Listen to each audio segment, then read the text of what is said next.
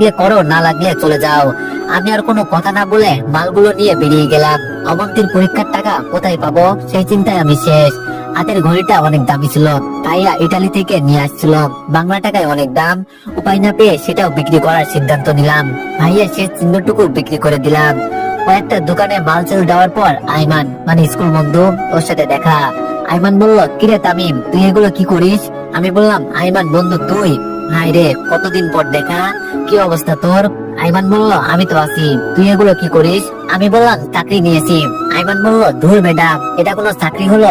তোর বাবা ইনকাম করে, ভাইয়া ইনকাম করে, তুই তো এগুলো কেন করস? তুই তো রাধারহালে থাকার কথা।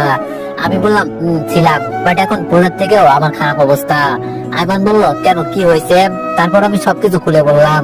আইমান বলল, কি বলিস তুই, তোর পড়ালেখা? আমি বললাম, শেষ করে দিলাম। আমি পড়তে গেলে অবন্তীর আর পড়া হবে না। দুই জায়গায় টাকা দেওয়ার মতো টাকা আমার কাছে নেই। আইমান বলল, তোর রেজিস্ট্রেশন করা আছে? আমি বললাম, বাট সেটা দিয়ে আর কি হবে? আইমান বলল, তোর পরীক্ষার টাকা আমি দিব, তুই পরীক্ষা দে। আমি বললাম, ধন্যবাদ, বাট আমি টাকা নিতে পারবো না। আইমান বলল, কেন? আমি বললাম, দেখ, আমার টাকা না এটা সত্য, কিন্তু কারো করোনা নেওয়ার মতো ছেলে আমি না, সেটা তুই ভালো করেই জানিস। আইমান বলল, আজকে যদি তোর ভাই দিত তাহলে কি বলতি? ভাই তোর প্রতি করোনা করছে? আমি চুপ। আইমান বলল,